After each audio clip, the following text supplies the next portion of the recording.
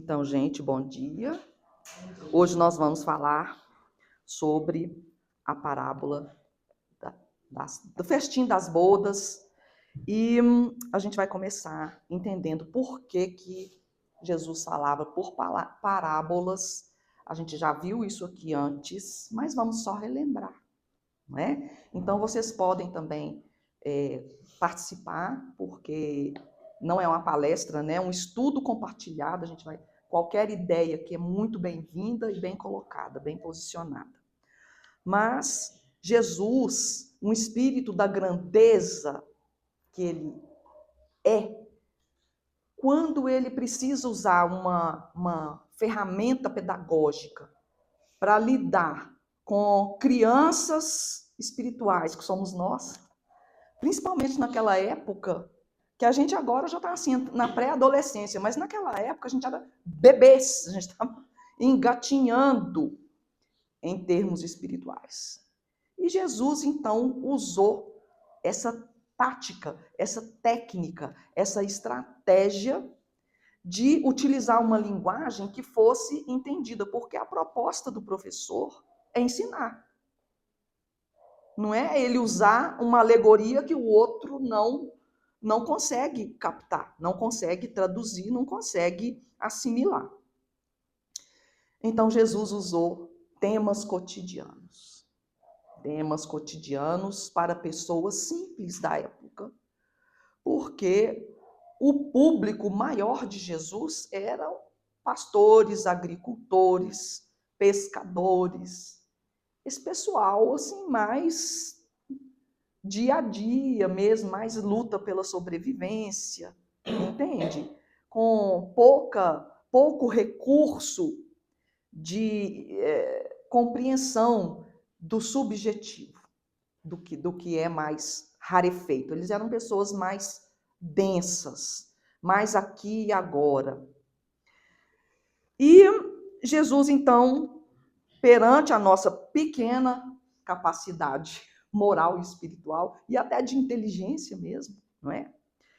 Ele quis se fazer entendido contando histórias. E até hoje, essa forma de pedagogia é utilizada, porque através de histórias a gente capta a moral, a essência daquilo que está sendo passado.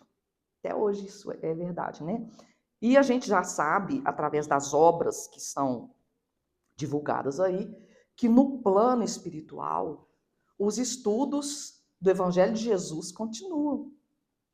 Entre almas do gabarito de Bezerra de Menezes, de Gandhi, e outros, aquele que dava o Evangelho miudinho, como é que ele chamava? Seu Honório, continua lá, não é?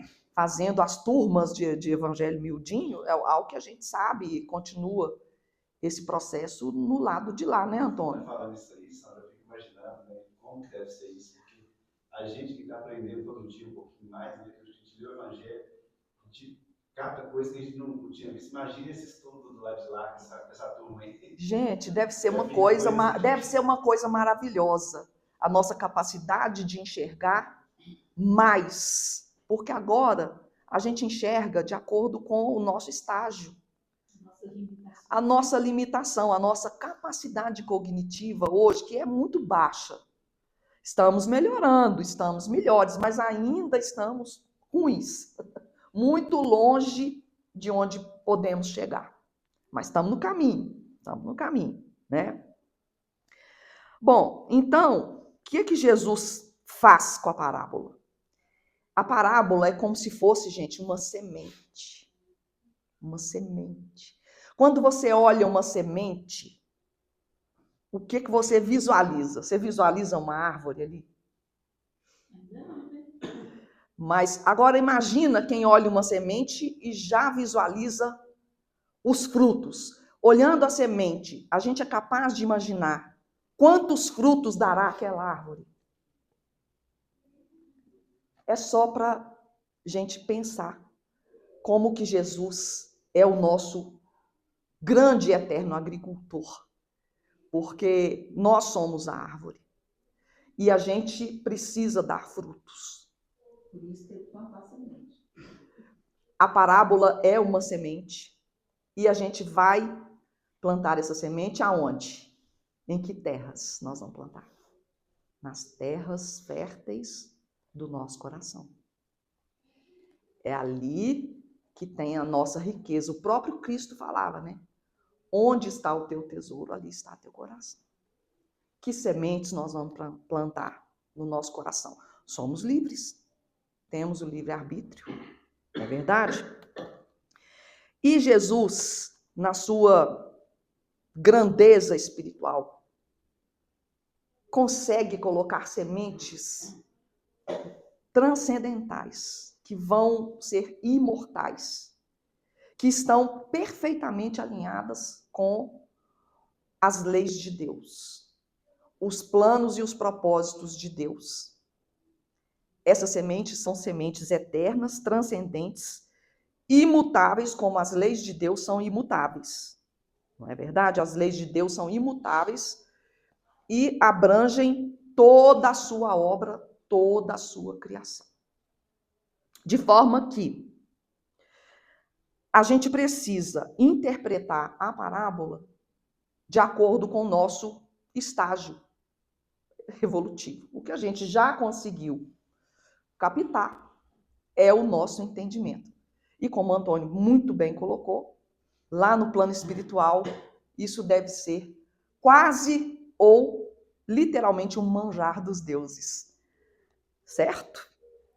Porque, gente, a semente que Jesus nos oferece, nos joga para frutificar um dia, ela precisa ser, assim, muito bem tratada. Ela precisa de cuidados. E quem vai ter esses cuidados com a semente que o Cristo deixou, né, disponibilizou, somos nós. Nós é que vamos ver o que vamos fazer com aquilo. Temos o livre-arbítrio, né? E a gente pode entender que essas sementes, elas vão gerar frutos de sabedoria, frutos de amor. Porque, em suma, a lei de Deus se resume nisso. Amar a nós mesmos, a Deus e ao próximo.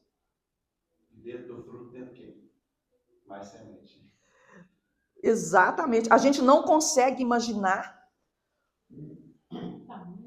que uma semente pode conter uma floresta. Tem um desses livros, eu acho que é do Dr. Gilson Freire, que fala que numa semente não tem só uma árvore, tem uma floresta inteira.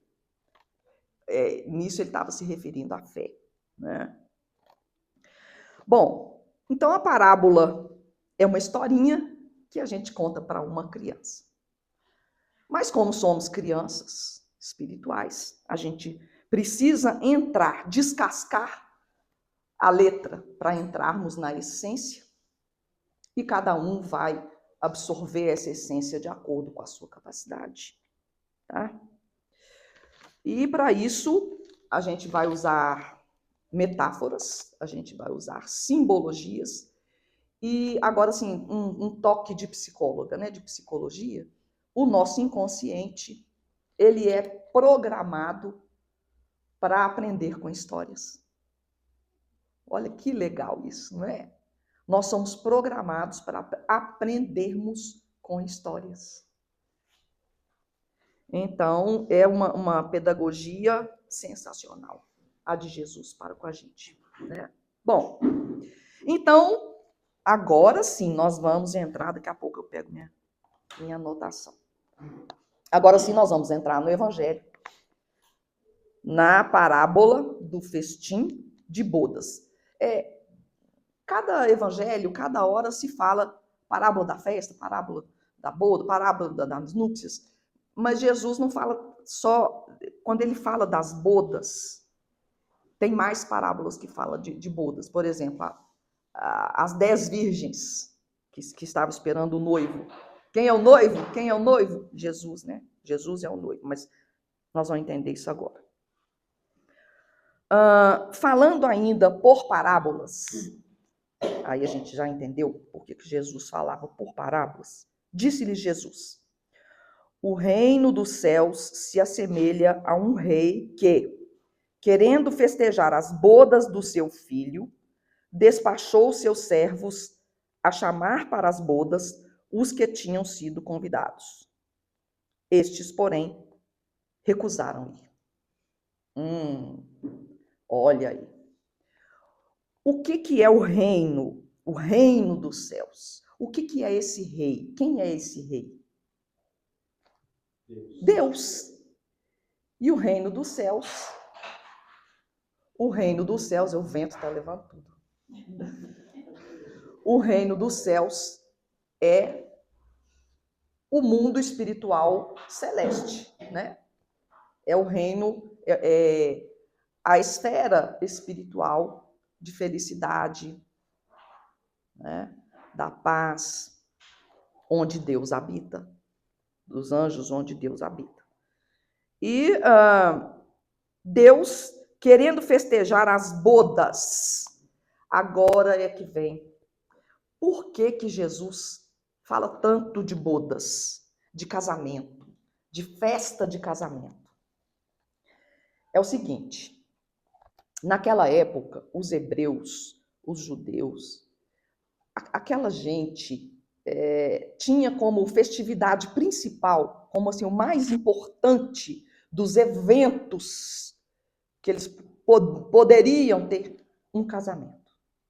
Lá no Antigo Testamento, eu já assisti uma palestra do Haroldo Dutra falando como que as bodas são cultivadas, são importantes para eles muito antes de Jesus chegar, né? As bodas eram uma cerimônia, uma celebração de comunhão com Deus. E o casamento, simbolicamente, é a maior prova de junção que existe, de intimidade que existe. Né? As pessoas se casam, se unem para se tornarem uma só. E o próprio Jesus fala que eu e meu Pai somos um. É a maior intimidade que existe. As bodas são a cerimônia mais correspondente da união, da junção da criatura com o seu Criador. E isso é um evento feliz. Feliz para o pai, que recebe a sua criatura, e feliz para a criatura que vai estar no banquete espiritual. O que é o banquete espiritual? O banquete que é servido nas bodas. É a própria convivência, a vivência do amor em sua plenitude. Quer felicidade maior do que essa? Quer uma paz maior do que essa? A gente está em plena e franca comunhão com o nosso Deus, nosso Criador, nosso Pai. Então, as bodas têm essa simbologia. Uma festa de união do Criador com a sua criatura. E Deus estava preparando as bodas do seu filho. Ele iria mandar Jesus, o noivo, né? Porque Deus usaria Jesus como intermediário dessa união. Gente, eu vou ter que sentar por causa da minha perna doendo. Não tem jeito. Tem que sentar.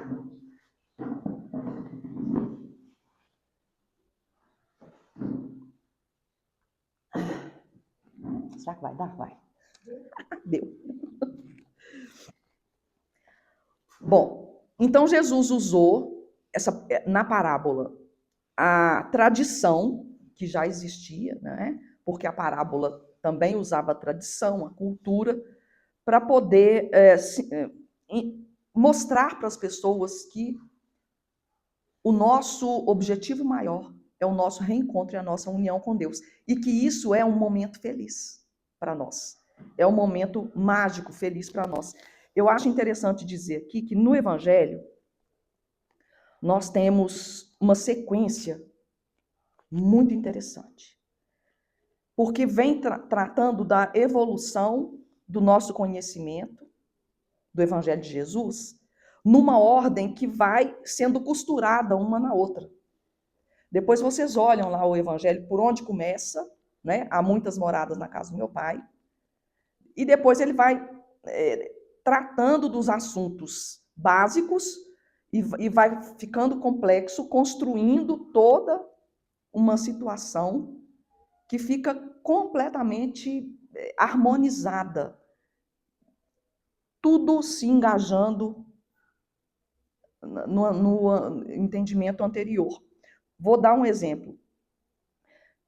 O último capítulo, antes de muitos os chamados e poucos os escolhidos, que é o capítulo que contém essa parábola, está lá, sede perfeitos. É o capítulo sede perfeitos. Ou seja, precisamos preparar o nosso coração para sermos escolhidos lá na frente. Né? E nós vamos entender isso, o objetivo é a gente entender isso hoje. Como assim? Vem o capítulo sede perfeitos e depois vem muitos os chamados, poucos os escolhidos. Então, a bodas, né, é o lugar, a festa do casamento é o lugar onde vamos desfrutar da plenitude e da felicidade, porque estaremos com o nosso Pai. Né?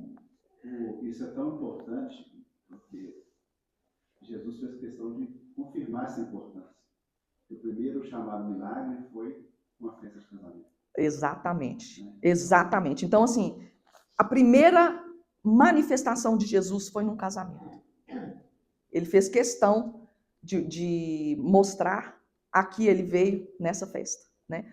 Tanto é que quando chegou, não sei se foi Pedro, falou assim, mestre, as pessoas estão bebendo, estão assim, extrapolando. O senhor tem certeza que fez a coisa certa? O que Jesus responde? Não é uma alegria poder servir a um amigo? Olha que resposta que Jesus disse. Não é? É um momento assim, de doação, de amor e de deixar a pessoa ir no seu ritmo.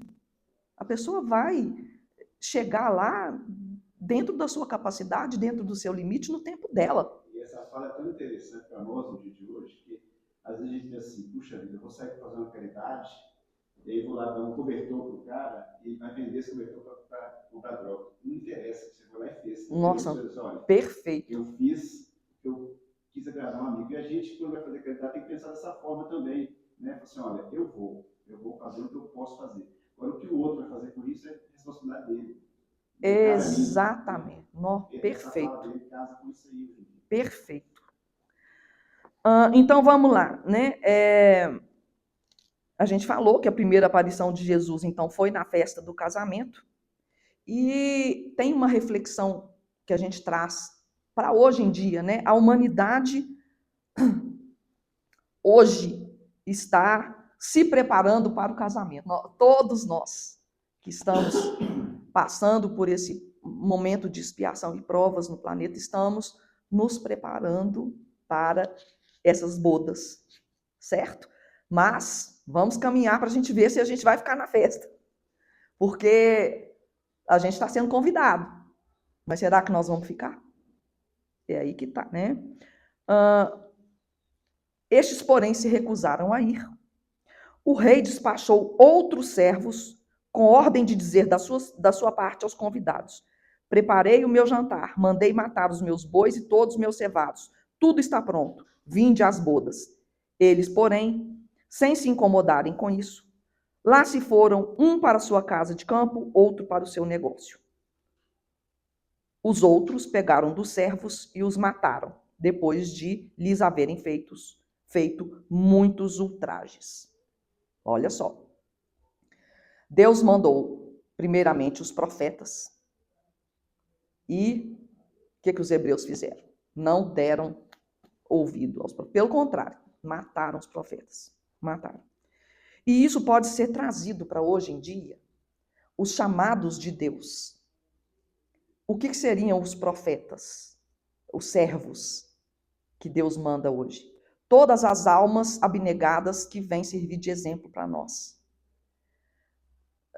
O próprio Cristo, que é o filho dele, veio e deixou aí um legado maravilhoso que serviria como base, como roteiro, como caminho para a gente até o final dos tempos, né? E o que acontece quando o chamado vem para nós? A gente vai cuidar das outras coisas terrenas.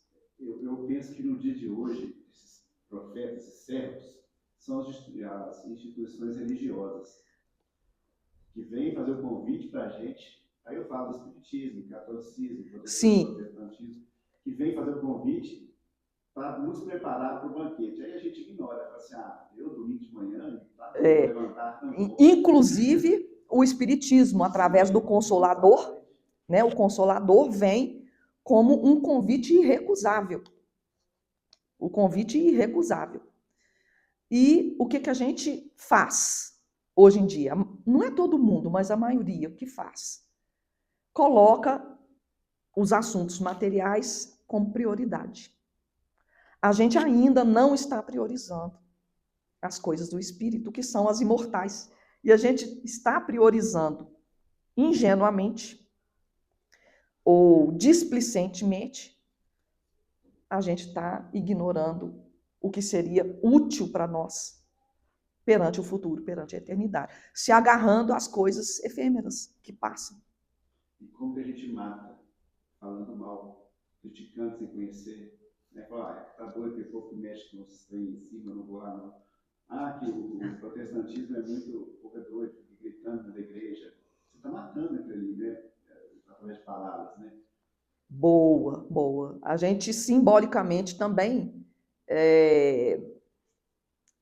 critica quem está no caminho, não apoia, e tem um olhar duro, um olhar indiferente para aquele que sofre, para aquele que está passando por necessidade, né? A dureza do nosso coração, ao ponto da gente achar que é natural, é assim mesmo, uma pessoa dormindo debaixo de uma calçada, debaixo de uma ponte, uma mulher com criança pequena, bebê, sentada na calçada, igual há pouco tempo eu fui no Rio de Janeiro, a gente foi tomar um sorvete lá em Copacabana, e tinha uma senhora sentada, toda mendiga, né, coitada, com 2 crianças e um bebê no peito, com um tanto de cobertor, um tanto de pano, e ela lá sentada com uma latinha assim, de dinheiro na mão, e as crianças fazendo a maior festa, coitadinhas das crianças.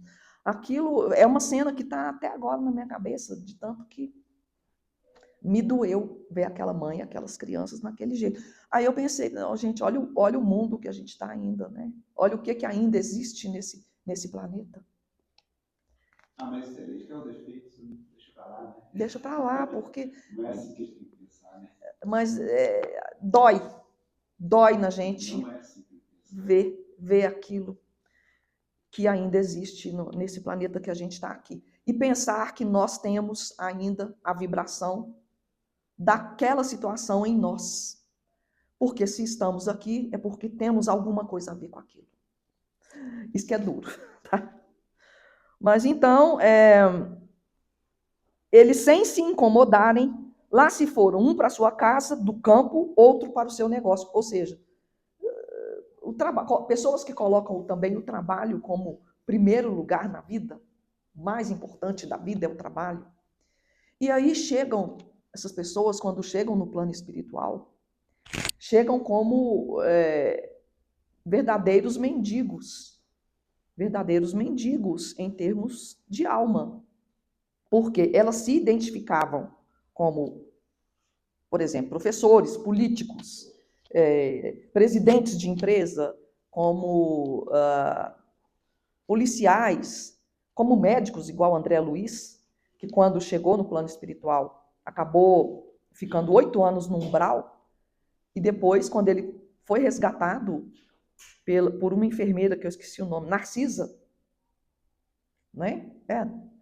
Aí ele queria ser médico, continuar com a identidade dele da Terra. Quem disse? Ele foi ser auxiliar de enfermeiro e começou a sua atividade limpando excrementos e vomitados dos espíritos recolhidos, né? Só para a gente lembrar que quem é muito aqui e prioriza isso no mundo, prioriza sua casa de campo e seus negócios, como diz aqui na parábola, quando chega no mundo espiritual, o que essa pessoa angariou de luz, de sabedoria e de espiritualidade em sua alma? Certo? Engraçado que me veio aqui no pensamento que as pessoas priorizam realmente muito a sua vida material, né? É importante, tem a sua importância sim, mas a partir do momento que não tem tempo para Jesus, para os ensinamentos, não tem tempo, a não ser pela dor.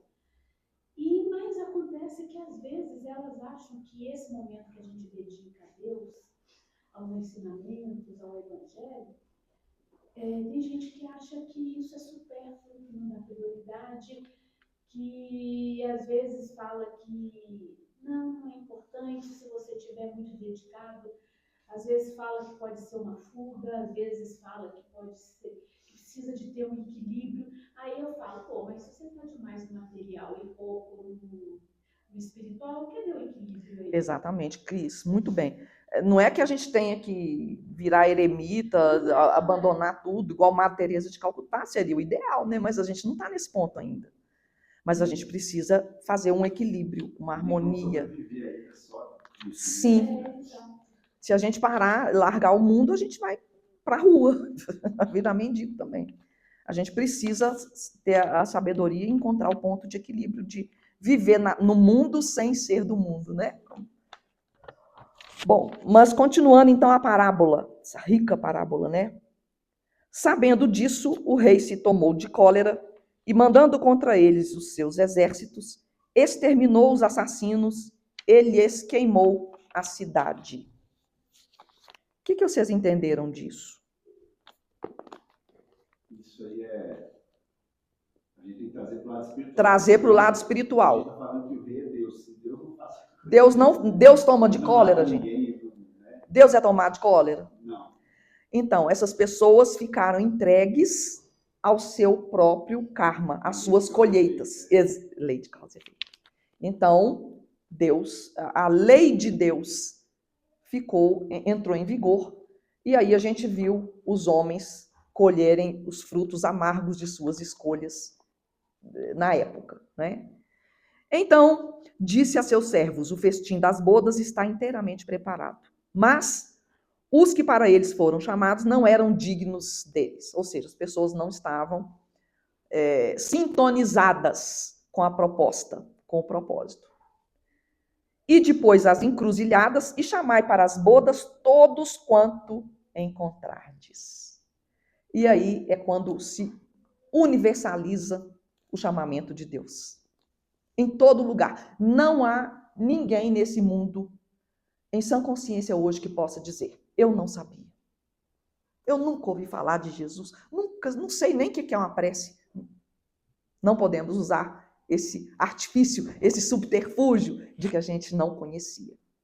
Porque, como Antônio disse, quantos templos, igrejas, quantas formas, quantas interpretações, quantas filosofias, religiões existem aí, que nos convidam o tempo todo para esse tipo de engajamento, para essas reflexões.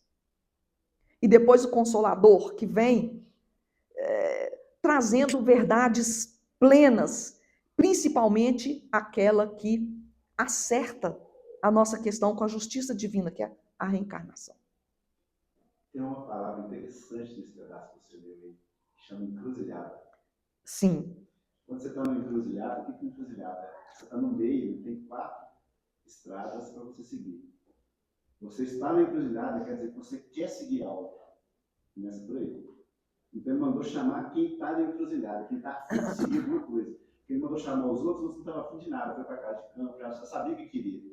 Esse que está na encruzilhada está afim de os algo. Indecisos. Eles estão mas querendo algo, eles estão olhando no estado aqui também. Então, chamou, você estava no encruzilhada. Legal, legal. E tem outras abordagens dessa parábola que chamou também os que estavam no final do caminho. Aqui no Evangelho não tem, mas eu li que os que estavam em final do caminho, aqueles que já sofreram, passaram por tudo e já estão cansados, já querem uma coisa nova. Sabe quando a gente já chegou no fundo do poço?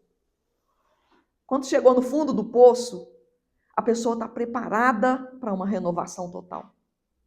É a fênix que surge dentro dela e que faz com que ela renasça, revigore dentro da nova proposta de vida que ela tem. Se eles estão no caminho, senão eles já estavam se movimentando para algo, né?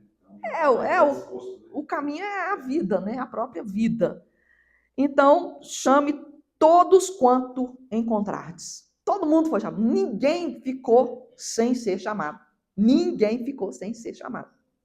E o Consolador vem, outras doutrinas também, o budismo também acredita na reencarnação, tem outras que também, hinduísmo, né, acreditam na reencarnação. Bons e maus, presta atenção. Bons e maus, não teve critério de seleção, não. Quer dizer, o criminoso foi chamado também. Bons e maus, gente, olha o detalhe. A sala das bodas se encheu de pessoas que se puseram à mesa. Olha, agora está o máximo, né, o clímax da nossa história. Entrou em seguida o rei para ver os que estavam à mesa. E dando com um homem que não vestia a túnica nupcial. Túnica nupcial. Meu amigo, como entraste aqui sem a túnica nupcial? O homem guardou o silêncio. A túnica nupcial pode ser entendida de várias formas. Várias formas. A nossa espírita é da gente entender a qualidade espiritual da nossa roupagem perispiritual. A nossa vibração, a nossa frequência vibracional. Porque o nosso corpo não é uma veste da nossa alma. O nosso corpo é uma vestimenta da alma. E o perispírito também é uma vestimenta mais sutil do nosso espírito. Quando a gente aporta para o lado de lá, a nossa identidade corpórea fica... Se a gente teve fama, foi artista, foi presidente da República, lá isso não importa em nada. Não importa em nada. A nossa identidade aqui, corpórea, o que a gente fazia, lembra André Luiz, gente? André Luiz era médico e virou, inicialmente, claro, assistente de enfermaria. Lá a gente vai chegar com a nossa essência espiritual, o que a gente conseguiu apurar dentro de nós, do nosso coração, a nossa pureza. O que a gente conseguiu de nos tornarmos perfeitos, como o capítulo anterior do Evangelho nos orienta, sede perfeitos. E ali tem o passo a passo. Como que a gente vai se tornar puro? Como que a gente vai iluminar? Como que a nossa veste, a nossa túnica espiritual, o nosso diadema espiritual vai estar? Engraçado, no capítulo anterior ensinou costurar a veste, né? Assim, vamos fazer o molde aqui, vamos costurar. Antônio pegou o fio, exatamente. Então, agora a gente se apresenta perante Deus tal qual somos. Porque quando a gente está encarnado, a gente tem muito subterfúgio. A gente pode ser lobo em pele de cordeiro. A gente pode falar muito bem como os políticos, fazer 1000 promessas. Palestra, inclusive, né? A gente pode fazer 1000 palestras. Eu costumo falar, né, que o palestrante é a pessoa que mais precisa da palestra. É ou não é? O palestrante é a pessoa que mais precisa da palestra. Até porque tem que estudar muito o assunto, né? E assimilar, fazer as reflexões, fazer os resumos, as conexões de tudo, não é? Então, voltando, meu amigo, como entraste aqui sem a túnica nupcial? Significa que quem era mau que foi convidado pode ter sido reformado. O fato da pessoa ser mal, ser ignorante, não quer dizer que ela não possa tecer uma túnica espiritual que a capacite de participar do festim das bodas, de um banquete. Pode. Porque, já fiz muita coisa errada, eu não tenho solução, não. A gente costuma conversar com espíritos na reunião mediúnica, e o espírito fala assim, eu não tenho jeito mais, não. Eu sou perdido, eu não tenho jeito, não. Tem jeito, sim. Tem jeito, sim. Nenhuma ovelha se perderá. E a gente pode começar a construir a nossa túnica nupcial a partir de agora. Tem até os livros recomendados lá no chamativo dessa palestra, eu li. Eu nem tinha os livros, não, mas na internet tem disponibilizada a página. Um deles conta como que a humanidade foi preparada para a vinda de Jesus, que é o Boa Nova, naquele capítulo 1, né? Achei muito interessante, eu li 1, 2, 3 vezes. Gente, que legal isso, que legal isso. Roma, 27 anos antes de Cristo, gente, 27 anos antes de Cristo. Aquele Otaviano, que virou César, né? Ele conseguiu fazer virou imperador e conseguiu governar de uma maneira super tranquila. Roma atingiu um estágio evolutivo de obras, de arquitetura, de cultura, de arte, assim, maravilhoso. Mas por que vocês acham que aconteceu isso? Porque a vibração crística já estava sendo espalhada. Tanto em Roma quanto na Judéia, na Galileia, ali nas regiões orientais. As pessoas viviam felizes, está dizendo lá. Como assim? A sutileza do ar, da atmosfera, as almas, os anjos que estavam vindo, limpando tudo para a chegada do Mestre. Gente, que coisa linda. Essa limpeza, nossa, no livro Maria Nazaré, essa limpeza foi feita com maior expressão por reencarno de Maria. Já, sabe, porque ela prepararam ali o ambiente, isso que você está falando, já aconteceu no reencarno de Maria. Sim, porque como fala que foi 27 anos antes de Cristo, Maria era jovem quando ela casou com José, né? Ela tinha 16 anos, né? Então, assim, faz sentido isso. Faz sentido. E essa atmosfera ainda permaneceu muitos anos depois. Mesmo quando Cristo foi embora, os apóstolos ficaram, e muitas pessoas que reencarnaram para darem sequências, pessoas que nem foram citadas nos evangelhos, mas que no livro Paulo e Estevão, algumas aparecem, a gente consegue entender como que essas almas maravilhosas, bondosas, vieram para que o evangelho fosse sedimentado. Né? O cristianismo puro fosse mantido para que hoje, 2000 anos depois, ele desse essa quantidade de frutos magníficos que estão dando aí, né? Porque a boa notícia, eu até tinha uma opinião diferente dessa, mas como a gente vai lendo, a gente vai mudando assim um pouco a opinião.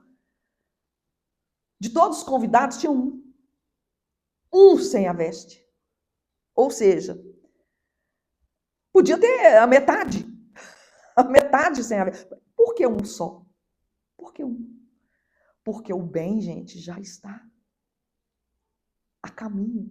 O bem já está florescendo na Terra. Nós estamos na transição planetária e a energia já está se consolidando de planeta de regeneração, embora ainda tenha situações e pessoas que ainda estão vibrando na expiação e provas. Mas são os trabalhadores de última hora. Na regeneração também vai ter, só que com intensidade menor e número menor a maldade. Exatamente. Então eu estava com essa visão assim de que o mal está muito proeminente na Terra, mas não. E eu li em algum lugar, já não sei, não me lembro onde, que 100 pessoas vibrando no bem dão um efeito exponencial. E 100 pessoas vibrando no mal não têm o mesmo poder. É algo passageiro e que vai só terminando, vai só se deteriorando. O mal não vibra, não tem força. Agora, o bem tem uma força incrível. Quando 100 pessoas unem em oração, toda a terra recebe. Toda a terra recebe essa chuva de bênçãos. Muito diferente de 100 pessoas que se unem numa reunião maligna do mal. O mal tem prazo, dia e hora para acabar. Deus é que sabe desse dia e dessa hora. Então, eu achei interessante a gente refletir sobre uma pessoa só que não tinha a veste nupcial. Ou seja, pouca gente não vai conseguir. A maioria vai conseguir. Né? A gente pode... Eu não sei fazer essa conta. Mas se muitos foram para a boda, todos foram, um apenas. Até eu assisti uma palestra do Haroldo falando que os planetas de reformatório igual à Terra são pouquíssimos. A maioria já são de regeneração, mundos felizes e mundos superiores. Assim como o nosso corpo, a maioria das células são saudáveis. Tem uma ou outra célula doente. Um ou outro planeta no sistema solar está sombrio, como o nosso. Aqui. No próprio sistema solar, a Terra é o único planeta que tem essa condição de ser expiação e provas, de dor. Tá? Aí, atai-lhe as mãos e os pés e lançai-o nas trevas exteriores. Aí é que haverá prantos e ranger de dentes, porquanto muitos há chamados, mas poucos os escolhidos. O que é atai-lhe as mãos e os pés? Não dê oportunidade para ele errar novamente. A pessoa não vai ter mais a chance que tinha.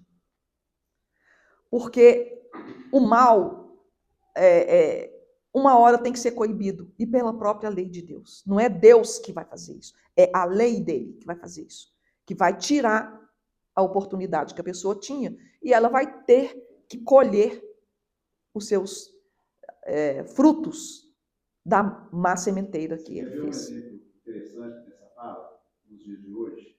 A pessoa que vem e suicida em várias vidas, vai cometendo suicídio, chega num ponto que ela reencarna com paralisia total, só para poder ali, o corpo físico pagar aqueles débitos. Isso mesmo. Quer dizer, atai as mãos e os pés, que ele não vai conseguir suicidar de novo. Porque a pessoa... a vida inteira ali, vegetando, mas se curando o pé espiritualmente falando. Então, quer dizer, não tem justiça aí. É a lei de causa e efeito. É a lei e que dá oportunidade para todos, né? Diferente, mas dá oportunidade para todos evoluir. E por que haverá pranto e ranger de dentes? Porque a dor, ela é a mestra maior. Ela vai nos capacitar para o nosso coração ficar macio. Né? A dureza do nosso coração precisa sofrer algum tipo de situação que vai fazê-lo abrir novamente. Então a gente vai ficar, as pessoas que não estiverem com a túnica, com a veste nupcial, vão ser entregues à sua própria sorte. Ou seja, a lei de causa e efeito. Vão colher o que elas semearam, certo? E muitos os chamados, poucos escolhidos. Joana de Ângeles fala. O que ela fala? Ela fala para a gente se autoeleger. Olha que legal. Em vez da gente ser escolhido, ficar assim, esperando as coisas acontecerem, a gente se autoelege para o serviço do Cristo. A gente se alista no serviço dele, se alista no bem. A gente arregaça as mangas e se coloca à disposição. É isso que as outras obras de Emmanuel, que estão citadas lá no chamativo da palestra de hoje, falam, né? Que a todo momento a gente vai ser chamado a exercer o bem, exercer o evangelho. A todo momento, em várias circunstâncias. Durante um dia, a gente vai ser chamado várias vezes o tempo todo, porque a gente precisa ter olhos para ver e ouvidos para ouvir. Ficar mais atento, ter uma percepção mais apurada, que Deus, a vida, o universo, está sempre se comunicando com a gente, está sempre nos convidando. A gente recebe convite o tempo inteiro, convite para se conectar com Deus. Mas a nossa displicência, os nossos interesses, o nosso pensamento, os nossos sentimentos acabam nos levando a um outro lugar energético. E é onde a gente tem que ter atenção do vigiar e orar, para a gente manter sempre a conexão. E temperar, trabalhar o nosso coração. Esse é o serviço. Cada um está sendo preparado. Cada um de nós está sendo preparado para essa boda. Sandro, você falou de chamado aí. Às vezes a gente pensa em coisas grandiosas, né? Mas não, pequenas coisas. São pequenas. É o que diz no livro que está... Eu esqueci. Eu li, mas eu não lembro mais. É o que diz lá, são coisas pequenas. A gente não vai virar profeta. A gente não vai... Jogar um lixo no chão, É coisa mínima, é um próprio silêncio. Tem uma página lá que fala assim, perante uma fofoca, guardar o silêncio, coisa pequena. Perante a ira, o perdão. Perante a ofensa, o perdão. Coisa bem minúscula que o tempo todo está acontecendo. Até lembrei de uma passagem de Jesus, quando ele estava caminhando e tinha um cachorro morto no caminho. Aí os discípulos, nossa, que mau cheiro, que coisa horrível. E Jesus parou, olhou para o cachorro morto e falou assim, nossa, mas que lindos dentes. Que lindos dentes. O que Jesus ensina ali? A nossa conexão com o belo, com a proposta da vida. Nós temos que entender que Deus é a inteligência máxima de todas as coisas. E tudo que foi criado tem uma proposta evolutiva. E a gente tem que treinar o nosso olhar para focar no que é belo, no que é bom. Esse é o exercício que a gente tem que fazer do nosso coração. E isso principalmente se aplica a mim, porque olhar de psicólogo é um olhar terrível, né? A gente já olha caçando não é? A gente já olha caçando os problemas, já vai focando no que está esquisito e errado. Mas a gente tem que saber fazer isso sem perder o brilho no olhar, como o Dudu disse, seu Zé Negrão, e sem perder a esperança na humanidade, porque muitas vezes a gente que trabalha com a dor humana perde a esperança com o ser humano. Perde a esperança com o ser humano. Mas não. É um momento que vai passar. É um momento que vai passar. Tem uma boda de casamento lá no alto esperando por nós. E a gente tem que se preparar para que a gente seja escolhido. Né? A gente tem que ser escolhido. Como Joana de Ângeles disse. Na verdade, nós já fomos escolhidos. Nós temos que preparar a veste. Exatamente. A gente tem que se autoeleger, se alistar para a gente fazer parte dessa festa. Por que vai ser uma festa? Eu quis saber isso. Não, por que uma festa? Porque a alegria de uma bodas é o nosso convívio com o amor pleno. Nós vamos estar ali desfrutando da paz do Cristo. Né? Quando o Cristo fala assim, eu vos dou a minha paz, eu vos deixo a minha paz. É aquela paz que veio no mundo antes para receber a vinda do Cristo, a vinda de Maria e a vinda de tantas almas com a missão de propagar o Evangelho. Essa paz, pensa, a paz que a gente não tem aqui. A paz, o mundo não dá paz para a gente. Essa é a verdade. E a felicidade que a gente tem aqui é uma felicidade muito pobre, muito efêmera. A felicidade espiritual, ela está muito vinculada ao amor. Então, essa felicidade a gente ainda nem conhece direito. Nós vamos conhecer. E a paz do Cristo, ele já deu algumas dicas para a gente, mas a gente já sabe que ela só vai estar na nossa vida quando a gente se conectar com ela. O mapa para chegar já foi. O mapa está aí. O mapa está aí. Segue quem quiser, né? Então é isso que eu tinha para hoje. Fiquem com Deus e vamos nos preparar, né, para o nosso encontro lá.